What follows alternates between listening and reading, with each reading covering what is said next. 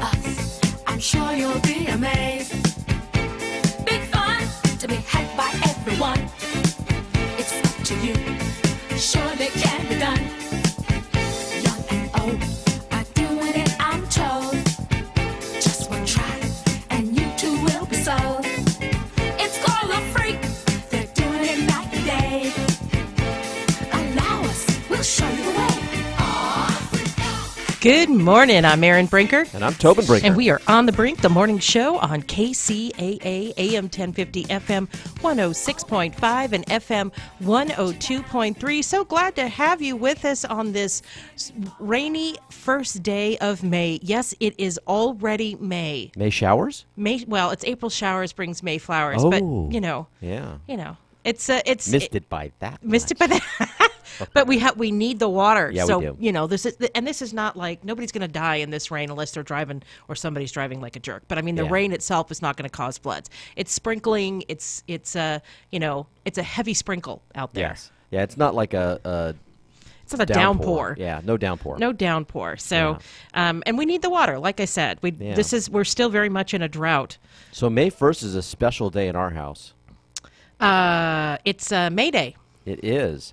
But it's also your birthday. It is. It's my birthday. Happy birthday to you. Thank you. Happy birthday to you. Now I have to stop singing because she's looking at me funny. I am not Happy looking birthday. at you funny. So thank you. It is my birthday today. It's going to be low key. Yeah. Tobin goes bananas for his birthday. And I love birthdays. Don't get me wrong. I do like to be spoiled and pampered and all of those things, but I don't go bananas for my birthday. Yeah, I'm taking the whole year this year because it's my 50th. I mean, I'm literally opening presents every month and just celebrating myself all year long because that's just how I am. But Erin is very quietly taking the week. We're going to do some things tonight. We've got some things planned during the week. We've got some things on the weekend. We're going to give Erin the week. Awesome. Yeah. Awesome. She deserves so much more than that, but that's all she'll take. You're sweet. Well, I'm excited about the rain. So for anybody who knows me knows that I love rain. Mm-hmm. And so having rain on my birthday just makes me happy. So, and it's funny because I have a dear friend who lives in Northern Ireland. She's like, yeah, why don't you spend some time here and see how much you love the rain? So the Orange Show, the National Orange Fair, whatever. Or the National Citrus Fair. Citrus Fair. No, the NOS Citrus Fair. NOS Citrus Fair opens tomorrow. Yes, that's why we have the rain. There should be a little bit of rain tomorrow, too. So for any of those of you keeping count, that's one more year with rain. So for those of you who don't know the legend of the Orange Show, the legend is that it was buried on Native American it was built on Native American burial grounds. Yeah. And so that it rains every single year it's a curse. It's a curse. It's a curse. And there was one year where it was torrential. I mean, it was rained out. There was no way. Yeah. And I actually felt really bad because there's a tremendous amount of work that's done to put that festival together. Yeah, the year that it got rained out, that was a year we actually had a tornado over Reno Valley that took a train off of a train track. Yep. And it wasn't like a train with passengers. It was like a little train car or something. And it was just really this fierce storm that just seemed to come in really hard. I was actually nearby when that storm hit. I was at the 66ers Stadium because Valley College was getting ready to have their graduation ceremony there, and they had to cancel their graduation ceremony because the storm was so intense and move it to some different location because it was just they couldn't be outdoors in that. And which is not normal for us. No, and certainly, not this time of year with storms like that. It's just no, very unusual. So the SBCTA lands a nearly $250 million for transportation improvements in San Bernardino County. Now, that's the San Bernardino County Transportation Authority, and they announced yesterday that its aggressive pursuit of state grant funding will bring $247 million in transportation funds into the county. And Tobin, do you want to talk about that? Yeah. So. They were informed on Thursday that they'd been awarded $30 million for the Redlands Passenger Rail Project. And so this is that couple. It's the light rail. Yeah, light rail. It's like maybe 10 miles ago. Well, it's not probably not even that much. It goes from San Bernardino to Redlands and back. Back to the Esri campus, right? Yeah. And it's using old rail lines that used to be there, so they don't have to tear up anything or get any new right-of-way or anything. They just have to put in newer rail lines and the safety measures with the crossings and stuff. But $30 million for that. That came one day after they learned that they had also garnered the staff recommendation from the California Transportation Commission to receive $217 million in funding under Senate Bill 1. The county's portion represents nearly 11% of all SB 1 funds that are going to be issued this year, so that's a big chunk coming to our county. This infusion of nearly $250 million into our transportation system is an extraordinary accomplishment towards addressing the extreme demand for mobility in our county, said Alan Wapner, who's the SBCTA president. This is exactly the kind of investment needed to stimulate economic vitality and improve the quality of life for our residents. So I have to say that, my hat is off to them. Because, we are in the shadow of the 800-pound gorilla that is Los Angeles County. And so for us to have, to have gotten a big grant that's a big deal. And so thank you, because we certainly need the infrastructure. Yeah. Now, on top of that $30 million that they got for the light rail, another $75 million is going to come out of that SB 1 grant to cover this. So a total of $105 million is going to that Redlands Rail project. And the idea is that they're going to put in all of this, and I'm going to use their words here, incorporate some of the latest innovations in environmentally friendly zero or low emission trains. And so, electric, things like that, so they're not the big diesel trains that are sitting there idling, kicking out smoke, So there's certainly a lot of discussion about transportation funding in this state, and so much money, the gas tax is really going to be funding the train, right? Yeah. It's going to be the big bullet train to nowhere. And I've gotten in some pretty heated debates on Facebook about that particular train and rail in general. Yeah. And I want to be really clear that I support rail in densely populated areas because it helps get people between point A and point B. I don't support the bullet train from the south to the north. Yeah. It doesn't make sense to me because we have airports. Yeah. And I understand that the Central Valley is underserved. I get that. But I don't know that that's where this, in a time where I know that the governor thinks he has a quote-unquote surplus, but when you've got billions of dollars in unfunded mandates looming overhead, from pensions to transportation to paying back bonds, et cetera, I don't know how you can claim that you have a surplus. Yeah, no, exactly. Now, this local funding, the other projects that are being funded, $117 million is going to go to funding the I-10 corridor project, and I'm thinking that's more of those new overpasses and things that they're doing to upgrade. And then $24 million is going to go to widening the 395, which is very important. And then the final project they mentioned here is $39 million that's going to go to extend the Gold Line services from Claremont to Montclair. So, most of this is going to rail projects. A few of them are going to road projects. Now, one of the things I want to make sure people are aware of is that this is not the new tax money from the gas tax. I know these funds were from before then. Yeah, this is different money, and I know people are going to be like, oh, look, this is our, because I know people who love that tax. I don't know why, but they're going to say, oh, this is different money. We had money for this kind of stuff. We didn't need, I personally don't believe we needed the extra taxes on the gas tax. I think that money is going to be diverted to a bunch of other stuff. Personally, I agree with you. But I thought this was great news. So this is from the Inland Empire Community Newspapers, and you can get this at iecn.com. I want to give them a shout out. Yeah. Other thing that I want to mention is that May 3rd is the National Day of Prayer, and San Bernardino City Hall from 12 to 1:30 they'll be doing a service. Nice. Right. So I'm sure, and I'll find information out for tomorrow about. Where there are other services in other local cities. So with that, it's time for a break. I'm Erin Brinker. And I'm Tobin Brinker. You sure? Yeah, I was in the middle of a yawn. I'm tired You're today. not supposed to do that. I know. I'm tired today, though. And we are on the Brink, the morning show on KCAA. We'll be right back.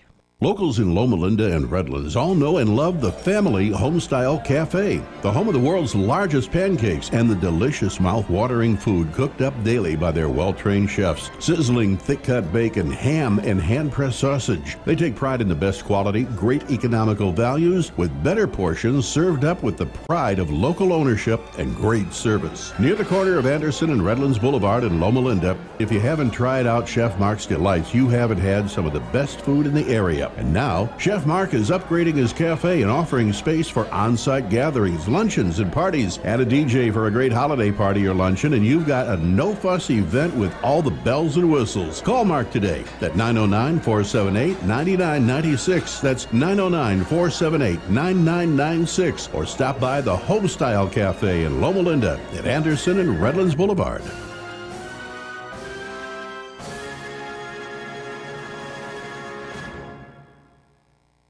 For several years, KCAA has been marketing the Youngevity brand of nutritional and personal care products. Our experience with Youngevity has been 100% positive, so we are pleased to recommend them to you. Regarding nutritional supplements, we recommend Pollen Burst in the berry flavor and Tangy Tangerine 2.0 in the tablet form. For regularity issues, we recommend 3-Day Cleanse, and for personal care, we recommend Morning Hydration Cream.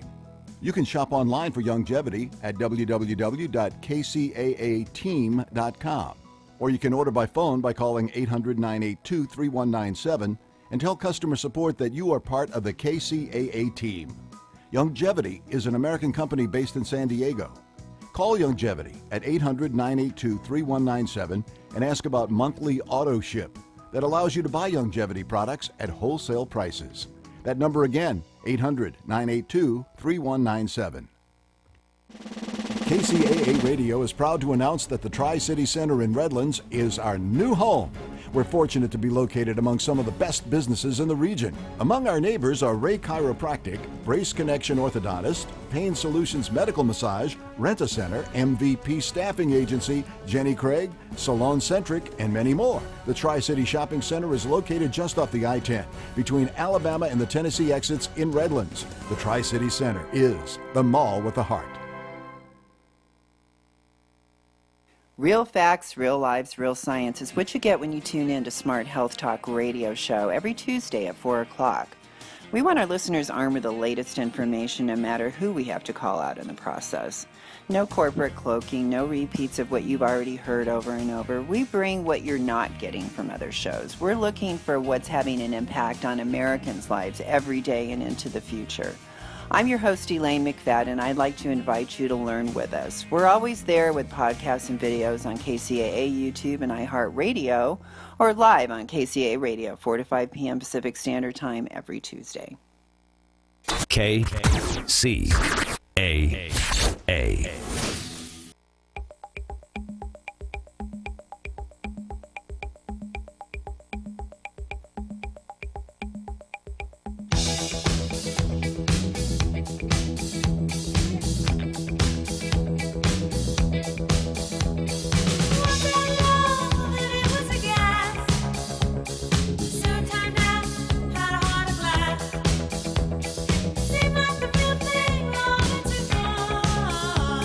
Welcome back. I'm Erin Brinker. And I'm Tobin Brinker. And we are on The Brink, the morning show on KCAA, AM 1050, FM 106.5, and FM 102.3. And I like Blondie. She kind of she was the crossover from disco to new wave.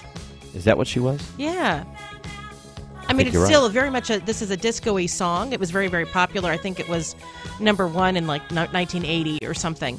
But it kind of crosses. It's that moving towards new wave, and then we had the second British invasion. And I liked in the 80s. I liked all the music, not all the music, but most of the music that was coming out of the UK. Yeah. I didn't listen to American pop 80s music really at all. Yeah, you were like a Rick Astley fan, if I remember very quickly. You liked to be Rickrolled. It was a kind of a thing for you. Well, there were many, many, many others. The Cure, The Fix, The Jam, The Specials, the Duran. Well, to a lesser extent, Duran Duran, Depeche Mode.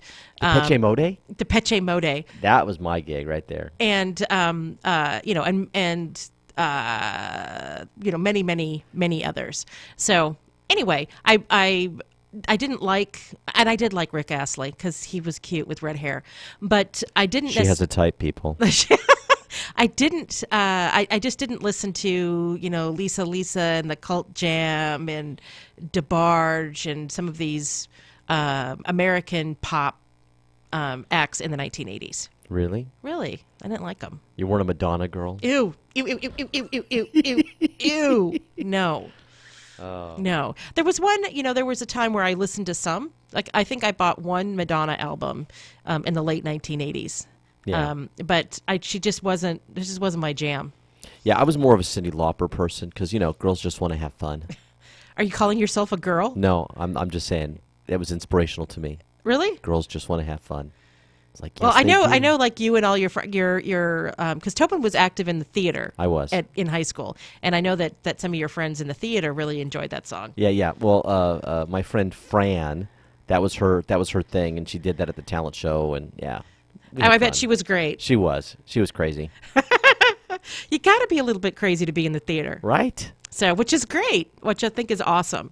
That's what's fun, folks. One of the things about our Men in Heels event that we had for the Rotary Club for our San Bernardino Sunset Rotary last Friday night was that people just kind of let loose. And they were, it was just great because nobody was, self-conscious or inhibited, and everybody had a really good time. Yeah. And it's funny when you get that dynamic with, a lot of times it's like one or two people that get a little crazy. But this party, it seemed like everybody just sort of, kicked their heels up and, just had a good time. And just really, it was fun.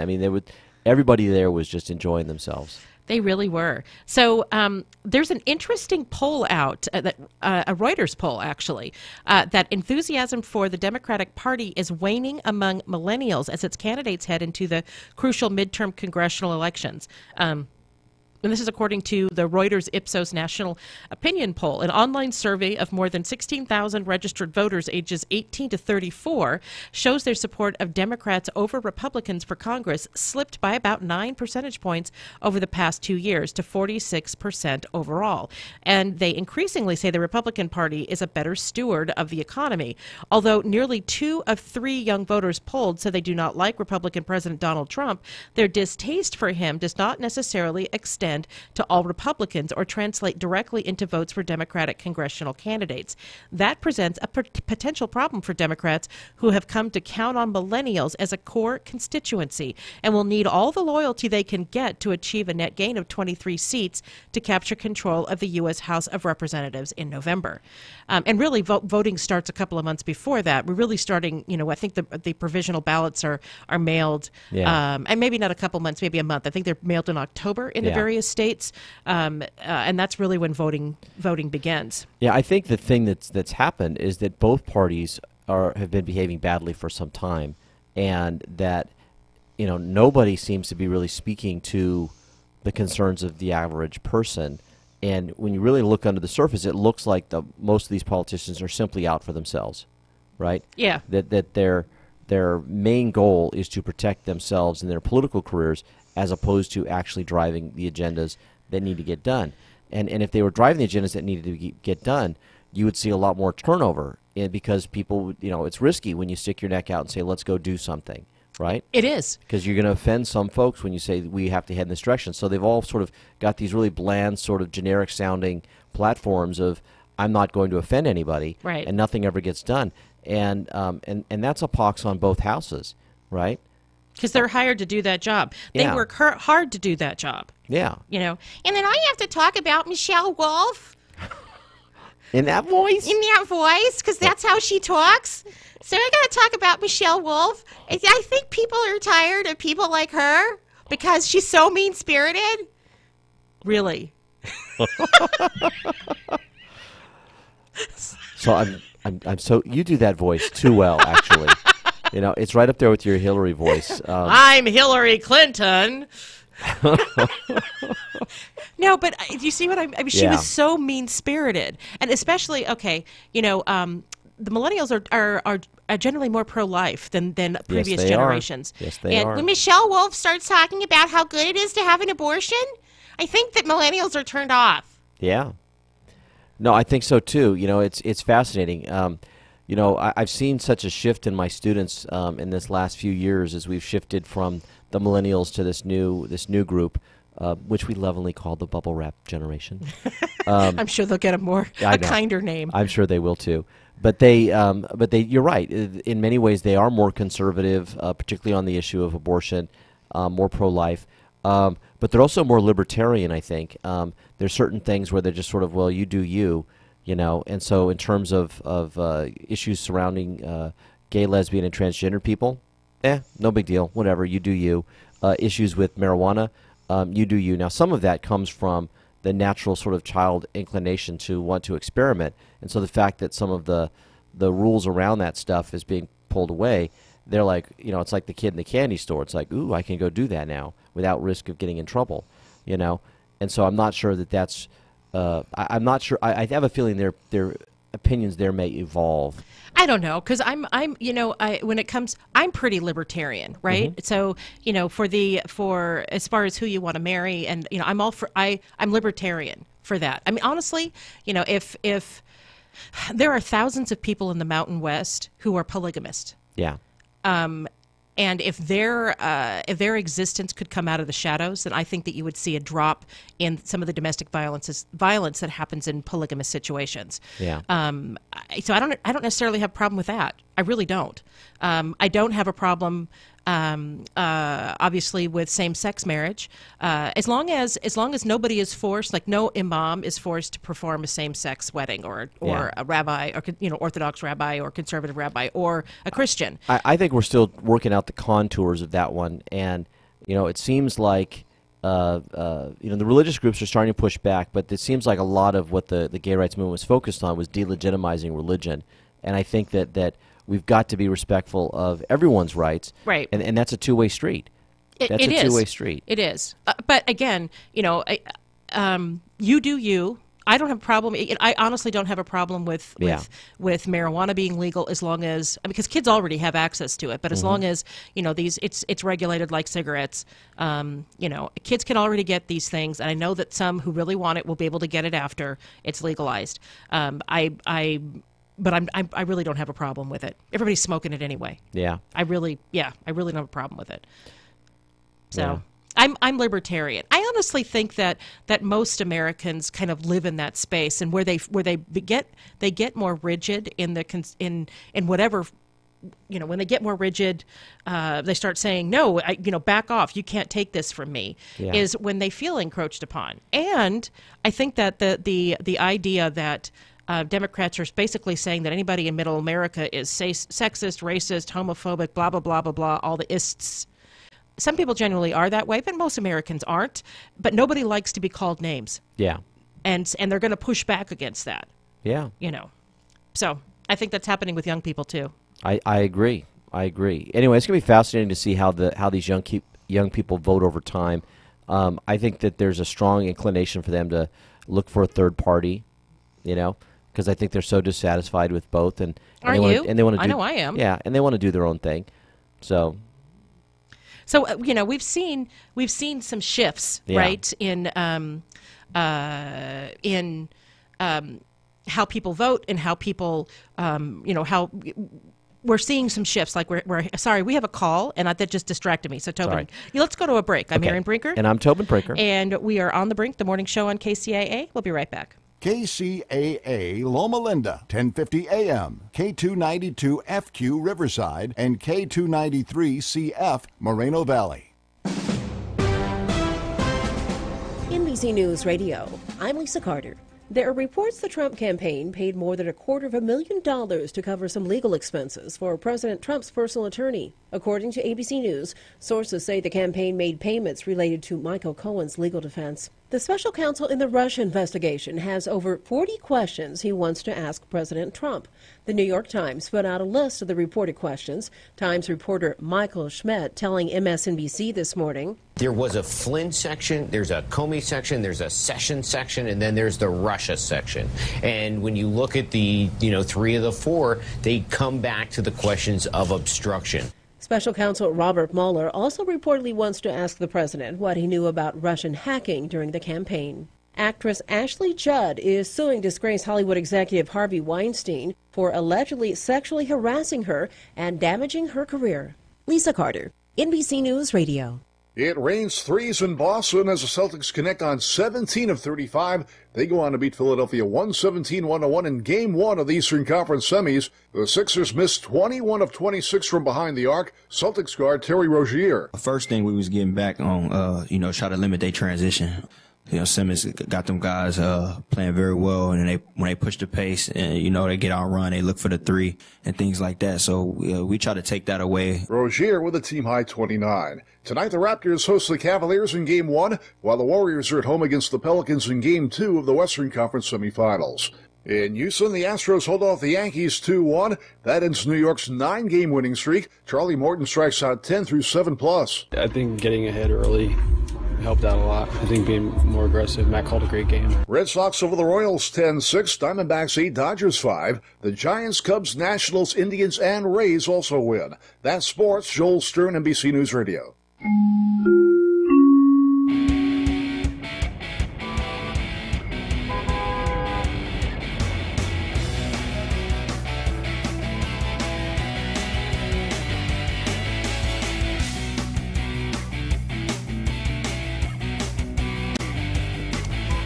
It's time for traffic on KCAA. I'm Erin Brinker.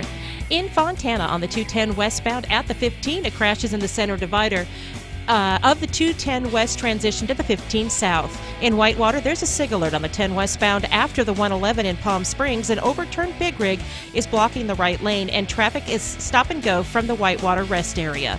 In Riverside on the 15 southbound between the 215 south and Rancho California Front Street, there's stop and go traffic. And on the 15 southbound between Rancho California Front Street and the 79 South Temecula Parkway, there's slow traffic.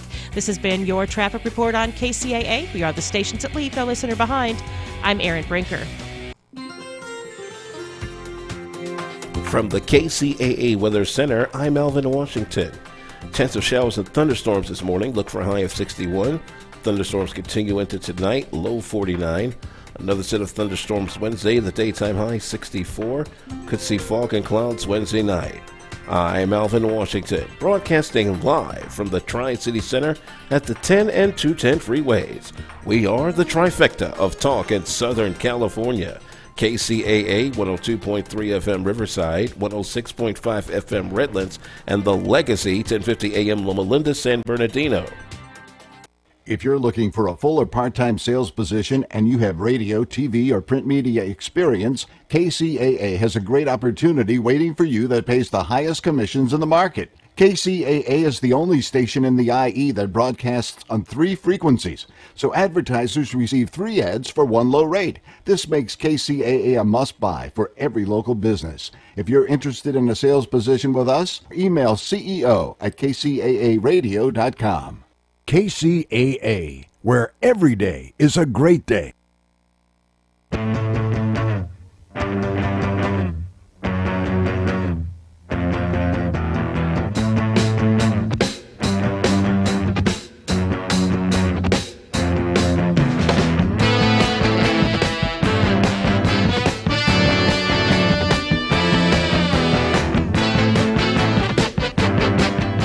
Welcome back. I'm Erin Brinker. And I'm Tobin Brinker. And you're on The Brink, the morning show on KCAA. I know I play this song a lot, but I really like it.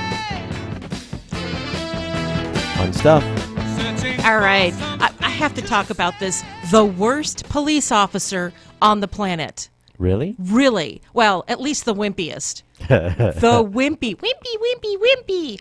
A New York, an NYPD sergeant is suing Starbucks over an altercation.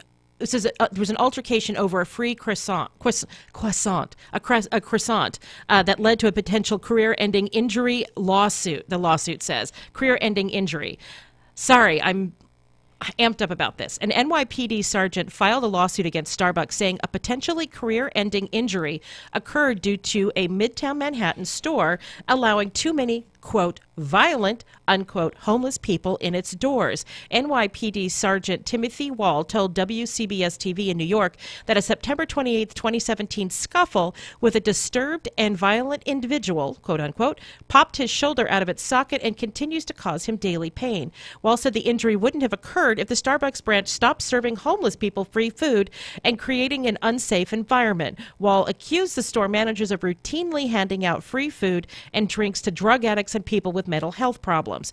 Wall was called to the store over last fall over complaints about a disorderly 24-year-old homeless man, Montclair Mobley, who was allegedly making threats and expressing his unhappiness over the croissant, the pastry, given to him by one of the coffee chain's employees. He said he wanted to kill everyone in the location. He went to grab the bag, stating he was going to kill everyone. We didn't know what was in the bag, so we couldn't take the risk, Wall's lawsuit claims, and some homeless individuals previously urinated from the second floor of the store onto workers. Wall alleges in the lawsuit filed in December by his attorney Andrew Carboy that Mobley was asking for a time machine so he could return to earlier in the day when the store managers were allegedly giving out better free food. Wall, so this is it. He was on duty. He was called to the Starbucks store to take care of this homeless person who was getting violent. Yes. While he was on duty, and the homeless person, he and the homeless person got into a scuffle. I tore my labrum, and I have 7 anchors in my right shoulder, Wall said in an interview with the New York Post. Wall added that he needed surgery in February to repair torn shoulder cartilage, and he still has to attend physical therapy 7 months after the incident. I want to help people in need as much as anyone, but I explained to Starbucks that there was a time and a place to do it. Right? Starbucks. He went into the wrong profession. Exactly. Starbucks. He should have been a Starbucks manager. Then he could make real change in society. Starbucks filed response papers in court alleging that the injuries sustained by Wall were part of a culpable conduct and assumption of risk as part of being a police officer. No free food was provided nor precipitated the incident. The coffee chain's lawyers have responded. The store has hired security inside that location, but that individual was not present on the day which Wall claims he was assaulted. Wall is currently on desk duty as he continues physical therapy and said the 24-year-old homeless man was released from police custody soon after the incident and was arrested in connection with several more crimes. I wonder how the other cops are treating this guy. Right? You know? Because I'm sorry, man up. Right? Well, and this is the nature of the job that he decided he wanted to do. Right. He went through all the training. That's right. He had to go to the academy. He had to prove proficiency. I'm sure he had to take a test or two. I'm sure they explained to him that in police work, sometimes you have to get physical with people. Yes. Right? And I'm sure that there are hand-to-hand combat classes, classes on how to shoot a gun, how to use a taser, all kinds of ways to subdue somebody that, because that sometimes happens in the line of police work. I am just gobsmacked. First of all, that this guy made it to sergeant with that attitude. Yeah. So what happened? What if he'd gotten shot? Right. I mean, honestly. And doesn't he have? Isn't there workers' compensation in the state of New York? I'm sure there is. Doesn't he have health insurance provided for by the citizens in New York? Doesn't he have a sidearm and a baton and a taser provided by the citizens of New York? Listen, I feel bad that he got injured at work. Nobody goes to work wanting to get injured, but he knows that there's risks involved, and to blame Starbucks. Right, Well, that they created the situation. No. Yeah. Crime happens everywhere, folks. It does. And as a cop, you don't get to sue the person whose property the crime happened on because you got injured there. That just strikes me as a whole bunch of crazy. Think about this. Let's just walk down that mental path. Let's just say, for the sake of argument, that he won his lawsuit. Mm-hmm. So does that? I mean, that the implication that anything that happened to a cop gets shot, a cop gets hit by a car, a cop, whatever, like he's in a high-speed chase and he gets injured, then there's that whole liability question. People are going to stop calling the cops. They're going to hire professional security that's armed. Yeah. Do you know what I'm saying? So that becomes anarchy. Yeah. You can't have your cops suing people like this. No, the whole thing is weird. I'm really wondering what the New York Police Department is telling this guy too. This guy's just stretching here. He's reaching. He's reaching. And you want to talk about the kind of training he's had versus the kind of training a barista has? I know, right? Because a barista learns about coffee. Yes. And pastries. They don't learn about dealing with the crazy homeless men in their store. And I think this story kind of speaks to you and I because our daughter works at Starbucks. She does. Right? Yeah. And we've heard the stories of the people that come in. And whenever you work in a retail situation, you get all types that come in. But, we live in an area with a high level of homelessness. She used to be at a store that was near some train tracks. There was a lot of homeless people came in. And there were some scary situations. And they actually even got robbed one day. And she was the manager on duty. And, yes, she was.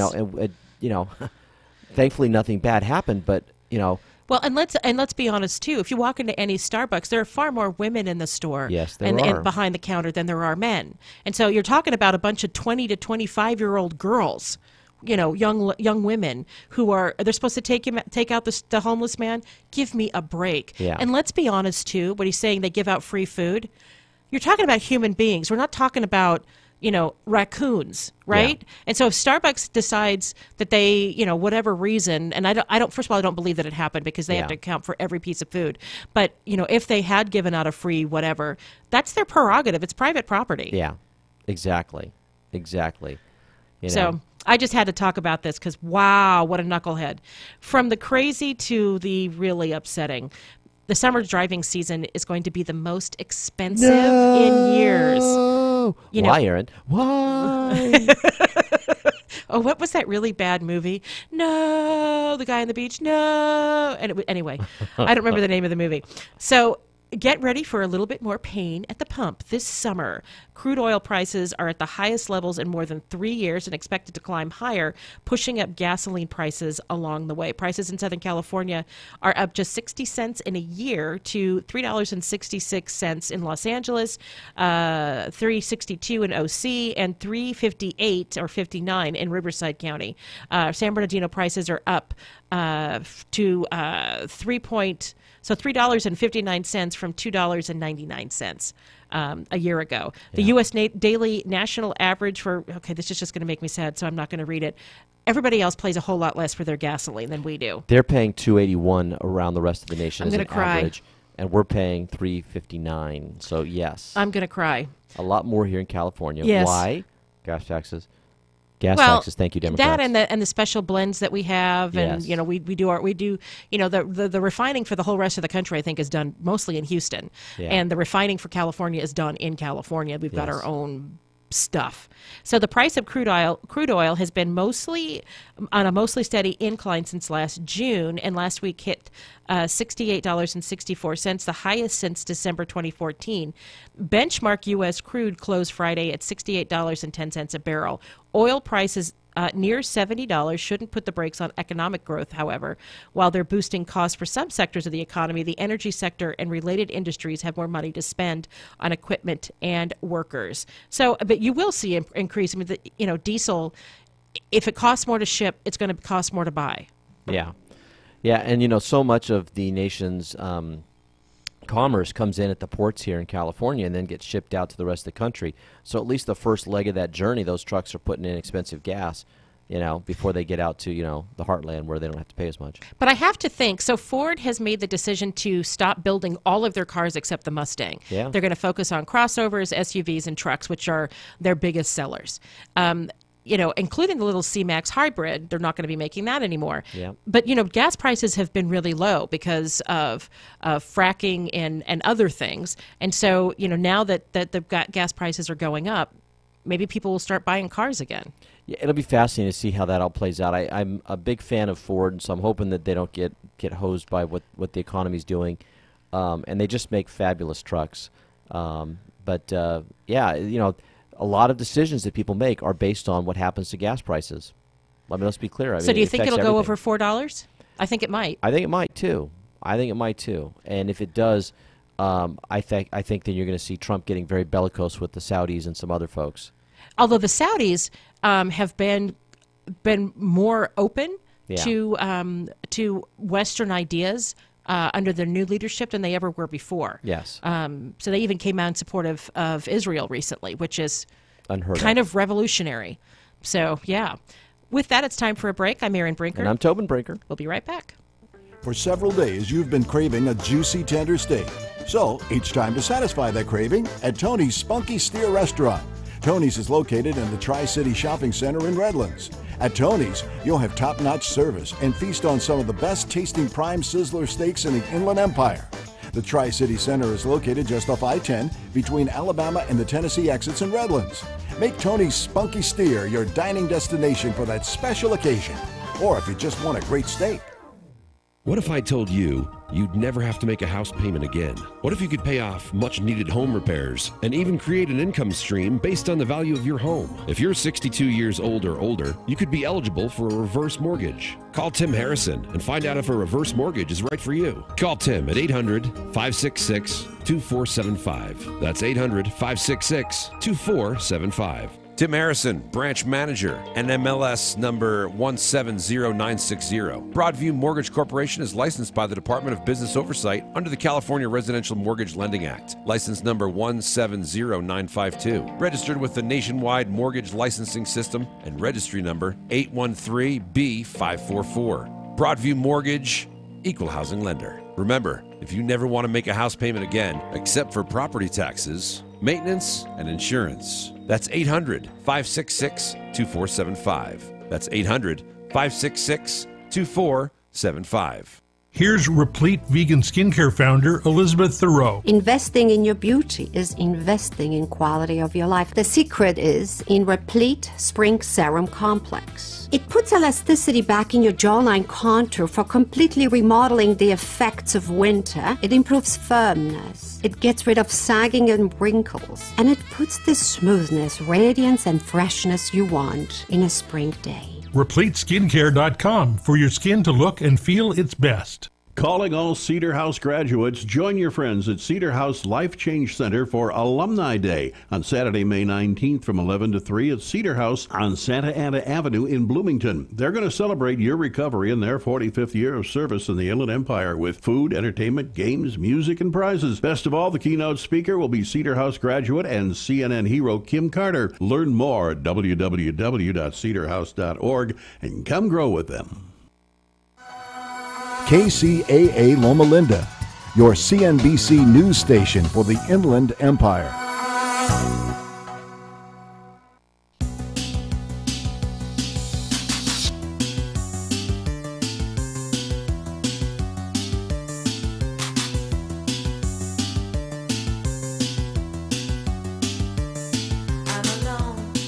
Welcome back. I'm Erin Brinker. And I'm Tobin Brinker. And we are on The Brink, the morning show on KCAA, AM 1050, FM 106.5, and FM 102.3. And John McCain had a heartbreaking social media post recently. Yeah, so first off, I have to let our listeners know I'm a big John McCain fan. I was a delegate to the 2008 Republican convention that nominated John McCain for president. I've been a fan of this guy since he ran back in 2000. He was sort of one of the first presidential candidates that I actually started making financial contributions to. He's just a guy of tremendous character, and his service to our nation really inspires me. I grew up in a military family, and he does something that I love in that, how do you know when a politician is doing sort of something that's the right thing versus something that's in their political self-interest? Well, when they basically smack the people that are their supporters, when they say, look, I disagree with you on this issue. And John McCain's caught a lot of flack for that over the years, but for me, that's one of the clearest signs that he's a true individualist and not somebody who is just a party flack who just does whatever the party wants. You know, that is a true sign of courage when you can stand up to your friends in the way that John McCain has. Yeah, and he's been respectful, and he's also worked hard to sort of build alliances and allegiances with everybody, right? To bring people. What if we'd had a McCain-Lieberman White House? Oh, that as I look back, that would have been spectacular. Considering how the Obama presidency turned out, I think it would have been instead of having such a divisive presidency, we would have had a unifying presidency, a Republican and a Democrat. Unfortunately, he chose Sarah Palin, and I think she torpedoed his chances. Well, and that and the economy. And sadly, and he made some political compromises that I think tarnished his image, in my opinion, because he wanted, the party people were telling him, you've got to pick somebody who's conservative, and they were putting all kinds of pressure because they were afraid he was going to pick someone like Lieberman, and they felt that would make all the Republicans stay home. And so, he got pushed into some decisions, and it's where he didn't stand up for himself and didn't hold true to his own values that I think he got into trouble. But so back to this tweet. John McCain's son-in-law tweeted on Saturday about a comment that he got from John McCain, which basically said, "Take care of Megan." And I think it's pretty clear to everyone, that he's getting close to the end here. People don't survive glioblastoma. No. And it is a particularly brutal way to die. Yeah. And so John McCain's son-in-law said Saturday that the ailing U.S. senator asked him to take care of his daughter. And then in a Twitter post he subsequently took down conservative pundit Ben, and I can't say his last name, Domenech? Is that how you say it? Sure. Okay. Said McCain embraced him as he made the request. John hugged me tonight. He asked me to take care of Megan. I said I would. And then something about F you, soulless crazy, F you all the way to hell. That part I don't get. So John hugged me tonight. This is the quote. John Yeah. hugged me tonight. He asked me to take care of Megan. I said I would. F you, soulless crazies. F you all the way to hell. Yeah, and there are some folks out there who've been sort of, who are not fans of John McCain, sort of dancing on the man's grave, and he's not even gone yet, and making all kinds of horrible comments. So Domenech married fellow conservative commentator Meghan McCain in November. He publishes the online political magazine, The Federalist. While some followers assailed Domenech for his tweet, many others wished him and the McCains well as the senator continues to battle an aggressive form of brain cancer. Domenech did not appear to clarify the content of his tweet after taking it down. Now, McCain has been recovering in the hospital following surgery that was to stem an intestinal infection up until his release on Saturday. And so, he's just got a series of ailments. This guy's, been through a lot in his life. And like I said, it's pretty clear that he's getting close to the end. Staff members for the 2008 presidential candidate say the surgery was related to diverticulitis, a condition where the colon develops small bulges that can sometimes become infected. And the longtime Republican senator has been undergoing physical therapy related to the brain cancer treatment at his family home near Sedona, Arizona since December. He previously said he was planning to return to Washington in January, but what has remained at home, McCain has had frequent visits from family, friends, and Senate colleagues. Yeah. And I think it speaks to the unbelievable crassness in our community, that our country, that people are sort of dancing on his grave. Yeah. And let's be honest, the people that I know who have done that the most are the far right. Yeah. And the one of the reasons that one of the many reasons I'm really not a big Trump fan is because of how he disrespected John McCain. Yeah, I've said that he was interested in people that didn't get caught by, who weren't captured. Yeah, and sort of pushing the narrative that John McCain lost the election to Obama that was somehow winnable. That was like the least winnable election for a Republican. The Bush administration literally imploded at the end, and McCain was carrying a ton of weight for that. And that's how such a lightweight as Obama was able to get elected the way that he did, right? I'm not sure that there was any Republican that could have done any better than John McCain did in that election. No, I agree with you. Just thinking that the big crash happened in October, as it always does. Yeah. And so it was, things were crumbling leading up to that point. But the day with Hank Paulson walking across, going to the White House and working out the bailout and all those, that happened in October, if I remember correctly. And then the election is, that provisional ballots start going out in October, and election day is the first Tuesday in November. So there was no way that was not winnable for him. Yeah, it was not. It was just historically a bad election. It was going to be a bad election for whoever the Republican candidate was, and and so I get really upset with people who sort of blame McCain for the loss. It's like, no, are you completely oblivious to the external factors that were going on? All the things we usually look at to predict how a party's candidate's going to do. The president's numbers were underwater. The Republican Party's numbers were underwater. They were catching all the blame, and this was the heat of the meltdown, right? I mean, it was literally happening right then and there.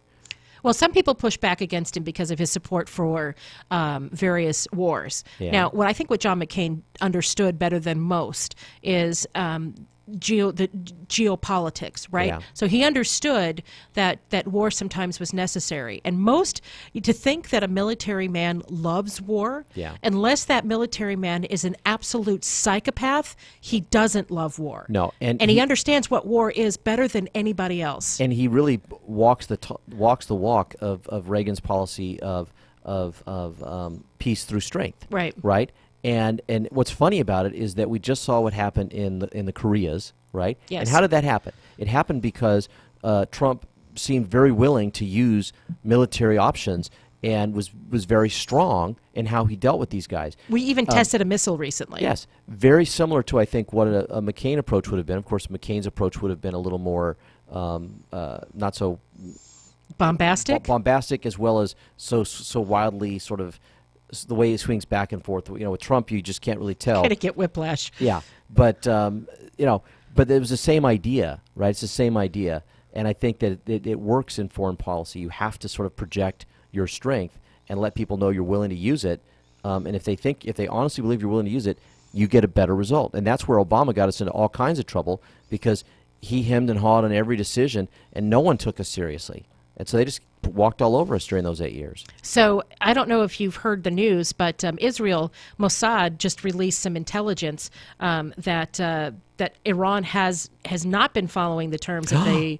I know. Say it isn't so. The terms of the deal, where they got billions of dollars from the Obama administration, from the United States government, and they still continue to build their nuclear weapons, which is real. If you are stupid enough to believe that they stopped building their weapons, then you don't understand. You should not be anywhere near geopolitics. Yeah, no. This is one of those things where, again, the Obama administration was sort of patting themselves on the back. Oh, we're doing all this great stuff. And certainly I believe that you have to engage these people.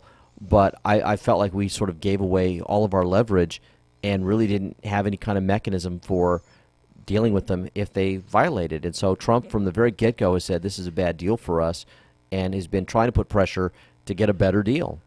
And I think he's right. So Netanyahu actually came out and made a speech about this yesterday, and he did it in English because he wanted everybody to understand. Now, mind you, Hebrew is the language of Israel, right? But he didn't do it in Hebrew. He did it in English. Yeah. And he's now looking for Trump to do the right thing. And we are about out of time, so I'll tease this and we'll talk about it more tomorrow. Prime Minister Benjamin Netanyahu on Monday dropped a Mossad intelligence bombshell on Iran and the Obama administration-led international community that negotiated that 2015 nuclear deal with Tehran. He showcased a vast archive of Iran's own documentation demonstrating that Tehran worked to develop a nuclear weapons arsenal, lied to the international community about it, and has taken steps necessary to ensure it can proceed to the bomb within the framework of the 2015 deal. Yeah. So we will talk about this more tomorrow. We're at the end of our show for today. Yay. Happy birthday. Thank you. Careful driving on the roads. They are slick, and we haven't had a lot of rain in a while, so that means the roads are slicker than normal. I'm Erin Brinker. And I'm Tobin Brinker. And we are On the Brink, the morning show on KCAA. Have a great day, everyone. If you change your mind, take a chance. I'm the first in line. Honey, I'm still free. Take a chance on me. If you need me, let me know. Gonna be around. If you got no place to go when you're feeling down. If you're all alone, when the pretty birds have flown, honey, I'm still free. Take a chance on me. Gonna do my very best, and it ain't no lie. If you put me to the test, if you let me try, take a chance on me. That's all I ask of you, honey. Take a chance on KCAA Loma Linda, 1050 AM, 106.5 FM, and now 102.3 FM. I'm Chuck Hamlick, CNBC. Transformers getting some powerful new